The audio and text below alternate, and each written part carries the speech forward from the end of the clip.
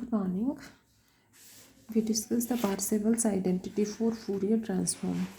In previous video, we complete the first part. In second part, we proved that minus infinite to infinite mod of fp square dp equal to minus infinite to infinite mod of fx square dx. अब जैसे mod of z square हो, mod of Z square, तो इसको किससे represent करते हो? Z into Z बार से। क्यों? जैसे z equal to x plus iota y, ठीक है। तो z equal to x plus iota y, तो इसके मोड की वैल्यू क्या होगी? Mod of x plus iota y क्या होगा? Under the root of x square plus Y square, ठीक है।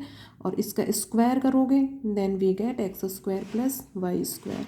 इसको सॉल्व करो, z into Z bar z x plus iota Y और Z bar X minus iota Y, ये हो जाएगा X square minus iota square, तो आयोटा स्क्वायर माइनस वन तो उससे प्लस, तो X square plus Y square आ गई दोनों टर्म्स। तो यहाँ से रिजल्ट क्या हो गया? मोड ऑफ जेड स्क्वायर को जेड इंटू जेड बार से रिप्रेजेंट कर सकते हो, ठीक है। तो इसी तरह से ये जो सेकंड पार्ट में प्रूव करना है, क्या आ रहा है? Mode of F P square, ठीक है। Mode of F P square, इसका मीन्स क्या है? F P into F star P, ठीक है। Mode of F P square, और ये है mode of F X square, तो इसका मीन्स क्या है? F x into F star X, ठीक है। Means F into F star होगा, देन इसको मोड ऑफ एफ स्क्वायर से रिप्रेजेंट करोगे, ठीक है। जेड इंटू जेड बार है तो इसे मोड ऑफ जेड स्क्वायर से, तो ये मोड ऑफ एफ स्क्वायर, ये mode of capital F P square. तो ये क्लियर होना चाहिए कि ये है, तो अपने पास क्या टर्म होगी? F P into F star P, और ये F x into F star X, ठीक है। अब देखो फर्स्ट पार्ट को लेते हुए इसको प्रूव करेंगे, तो सबसे first from first part we have, ये एज इट इज पुट करोगे।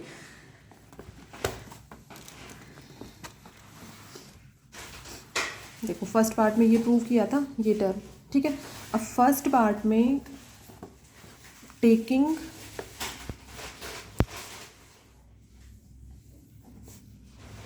जी x equal to F x, कि ये दोनों फंक्शन यदि इक्वल हैं, ये कंडीशन लें, G x equal to F x,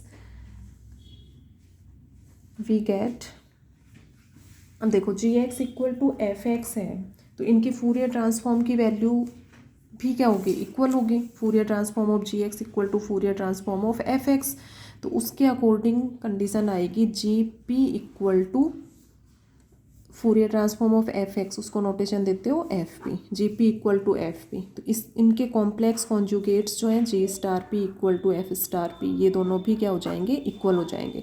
means यहाँ पर अपना G star equal to F star, तो मीन्स क्या हुआ कि यहाँ जी स्टार पी है, तो जी स्टार पी की जगह क्या पुट करोगे? एफ स्टार पी, ठीक है। तो लेफ्ट हैंड साइड तो चेंज होगा, minus infinite to infinite f P f star p d p. अब ये हो गया एफ स्टार पी, तो इसको फिर mod of F P square से रिप्रेजेंट करोगे नेक्स्ट स्टेप में, क्लियर है।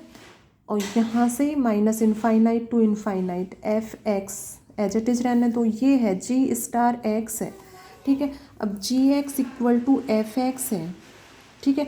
तो जी का conjugate G star X equal to इसका कॉन्जुगेट एफ स्टार एक्स, तो यहाँ से जी स्टार एक्स किसके इक्वल आ गया? एफ स्टार एक्स के, ठीक है। तो इसकी जगह पर क्या पुट कर दिया? F star X. तो सिंपल है, G star P equal to F star P, और ये G star X equal to F star X, ठीक है। ये इसको कैपिटल एफ स्टार नहीं करना है यहाँ पे, ये ध्यान रखना है, ठीक है। तो इसका कॉन्जुगेट जी एक्स है, इसका कॉन्जुगेट क्या लिया है फर्स्ट पार्ट में? कैपिटल जी स्टार एक्स, ठीक है, इसका एफ स्टार एक्स। तो ये थोड़ा सा यहाँ पर ध्यान रखना है। तो यहाँ से G star X equal to F star X, तो इसके अकॉर्डिंग ये हो गया अपना minus infinite to infinite mod of F P square D P equal to minus infinite to infinite, ये हो जाएगा mod of F X square, ठीक है, डी एक्स। तो mod of Z square equal to Z into Z bar, ये result यहाँ पर important है। नॉर्म की डेफिनेशन क्लियर होगी सभी को। नॉर्म ऑफ, ये तो हो गया norm of f. Norm of f को कैसे डिफाइन करते हो, minus infinite to infinite mod of F P square D p. और ये नॉर्म ऑफ स्मॉल एफ, ठीक है। ये नॉर्म की डेफिनेशंस के अकॉर्डिंग इनको इस फॉर्म में रिप्रेजेंट किया है।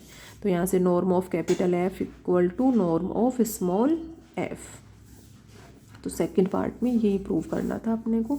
तो ये पार्सेवल्स आइडेंटिटी जो है यहाँ पर कंप्लीट हो गई। नेक्स्ट एक छोटा सा डेफिनेशन देखो, absolutely integrable function. Absolutely integrable function. Function f(x) is said to be absolutely integrable function on the interval minus infinite to infinite if limit mod of x tends to infinite, means x tends to infinite or minus x tends to infinite, f(x) equal to किसके equal हो, 0 के equal. यदि limit mod of x tends to infinite f(x) equal to 0, then we say that function f(x) is absolutely integrable function। definition learn करनी है। Next अपना topic आएगा Fourier transform of the derivatives. अब तक Fourier transform of f(x), Fourier sign transform of f(x) इसको define किया था। Next Fourier transform of the derivatives. देखो स्टेटमेंट इसमें इसी से लोगे बुक से। Fourier transform of the derivatives, देखो फर्स्ट और सेकंड टू कंडीशंस सेटिस्फाई होने के नेक्स्ट किसी भी फंक्शन के डेरिवेटिव के फूरियर ट्रांसफॉर्म को डिफाइन करोगे। If function f x is continuous and absolutely integrable on minus infinite to infinite, ठीक है। एब्सोल्युटली इंटीग्रेबल वही है कि limit mod of x tends to infinite F x equal to 0, means कोई भी infinite value नहीं आनी चाहिए, then function is said to be integrable function, ठीक है। 0 हो सकती है, कोई भी फाइनाइट वैल्यू हो। तो फंक्शन एफ कंटिन्यूस होना चाहिए और एब्सोल्युटली इंटीग्रेबल होना चाहिए, और F dash is peace wise continuous differentiable. तो एफ के लिए तो ये दोनों कंडीशंस होंगी, और इसके डेरिवेटिव एफ डैश के लिए क्या क्या कंडीशन होगी, पीस वाइज कंटिन्यूस डिफरेंशिएबल होना चाहिए और एब्सोल्युटली इंटीग्रेबल फंक्शन होना चाहिए। Then Fourier transform of F dash x comma P equal to minus iota P F P. F P means Fourier transform of F x comma P. जैसे Laplace transform of F dash x comma P को define किया था Laplace transform में, उसी के according Fourier transform of F dash x comma P को, इसकी जो वैल्यू है वो क्या होगी, minus iota P into F P, ठीक है। लेफ्ट हैंड साइड को लेकर चलोगे और इसको किसके इक्वल प्रूव करोगे, राइट हैंड साइड के इक्वल प्रूव करोगे। लेफ्ट हैंड साइड लेकर चलो, Fourier transform of F dash x comma p easily define कर सकते हो फूरियर ट्रांसफॉर्म की डेफिनेशन के according, 1/√2 pi minus infinite to infinite. Function क्या है यहाँ पर, एफ डैश एक्स, ठीक है। एफ एक्स होता है तो यहाँ f x e raise to the power iota P x t x होता है। एफ डैश एक्स है तो यहाँ पर फंक्शन एफ डैश एक्स आएगा।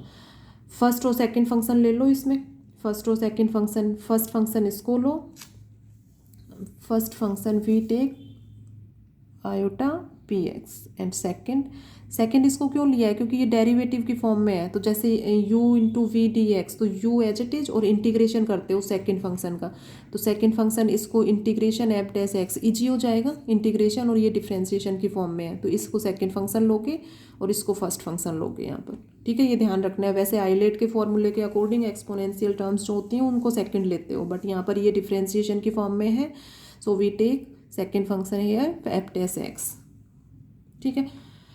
अब फर्स्ट और सेकंड फंक्शन के अकॉर्डिंग इसको इजीली वैल्यू पुट कर सकते हो। फर्स्ट और सेकंड फंक्शन, ठीक, तो integration of u into v d x वाला फॉर्मूला यूज करो, u एज इट इज, और इसका इंटीग्रेशन करोगे तो यहाँ पर एफ एक्स, ठीक है। लिमिट्स क्या हो गई यहाँ पर, minus infinite to infinite, minus integration of minus infinite to infinite, first को डिफ्रेंशिएशन करोगे E raise to the power iota P X, और एक्स का जो कोफिशिएंट है ये फर्स्ट फंक्शन है, इसको डिफ्रेंशिएट कर रहे हो, ठीक है, एक्स के रिस्पेक्ट में, तो किससे मल्टीप्लाई होगा आयोटा पी से। सेकंड को इंटीग्रेट करना है, इंटीग्रेट करोगे तो ये इंटू एफ एक्स और D x H it is, तो यहाँ से ब्रैकेट क्लोज करो, तो यहाँ से 1/√2 pi F x E raise to the power iota P X minus infinite to infinite minus iota P upon √2 pi minus infinite to infinite F x E raise to the power iota P x D X. ये term है, ये इसको किससे represent करोगे, minus iota P तो H it is, तो ये 1/√2 pi minus infinite to infinite F x E raise to the power iota P x D x. किसकी डेफिनेशन बन रही है यहाँ पर, Fourier transform of F x comma p. इसको नोटेशन किससे रिप्रेजेंट करोगे, एफ पी से, ठीक है। तो ये minus iota P F p, यही प्रूव करना है राइट हैंड साइड में, बट ये वाले टर्म अपने जीरो होने चाहिए। ये टर्म जीरो कैसे बताओगे इसको, function f x is absolutely integrable function on the interval minus infinite to infinite, तो उस केस में फंक्शन इंटीग्रेबल फंक्शन है, then mod of x tends to infinite F x equal to zero होगा definition के according. तो इसमें upper limit put करेंगे तो 1/√2 पाई, तो ये तो चलो एज इट इज़ रहने दो, ये है E raise to the power iota P X, X की जगह क्या पुट करोगे इनफाइनाइट, तो E raise to the power infinite infinite हो जाएगा, और ये टर्म आएगी X tends to infinite F X, और यहाँ से ये टर्म आएगा अपना E raise to the power minus infinite, ठीक है, ई माइनस इससे, तो यही जीरो हो जाएगा, तो इसके मल्टीप्लाई में जो भी होगा वो जीरो हो जाएगा। और इसको भी कंप्लीट यहाँ पर शो करना चाहो तो x tends to minus infinite F x, ये टर्म आएंगी, तो एक्स टेंस टू इनफाइनाइट, ये यहाँ से एक्स टेंस टू इनफाइनाइट और minus x tends to infinite, दोनों केसेस में इस लिमिट की जो वैल्यू है वो जीरो होगी। Function is absolutely integrable function, तो ये दोनों टर्म क्या हो गई, जीरो हो गई। E raise to the power minus infinite भी जीरो होता है, ये 1/√2 पाई, तो मीन्स ये वाली जो टर्म है ये अपना जीरो होगा, ठीक है। तो यहाँ पर रीजन दोगे, since f x is absolutely integrable on minus infinite to infinite, so limit x mod of x tends to infinite F x equal to zero. Clear है, तो ये राइट हैंड साइड के इक्वल प्रूव हो गया, तो left hand side लेकर चले थे और इसको इसके इक्वल प्रूव हो गया। तो मेन यहाँ पर ये है कि किसी भी फंक्शन के डेरिवेटिव के फूरियर ट्रांसफॉर्म की वैल्यू जो है वो किसके इक्वल होगी, minus iota P F P के इक्वल। ये लर्न भी होना चाहिए और कैसे इसको प्रूव किया है ये क्लियर होना चाहिए सभी को। नेक्स्ट थ्योरम को नेक्स्ट लेक्चर में डिस्कस करेंगे, तो यहाँ तक कंप्लीट करोगे सभी। एब्सोल्युटली इंटीग्रेबल फंक्शन को डिफाइन करना, पार्सेवल्स आइडेंटिटी की दोनों parts, and then Fourier transform of the derivatives को कैसे डिफाइन करोगे। उससे फर्स्ट कॉन्वोल्यूशन और फाल्टंग ऑफ टू फंक्शंस की डेफिनेशन और कॉन्वोल्यूशन थ्योरम सभी को क्लियर होनी चाहिए।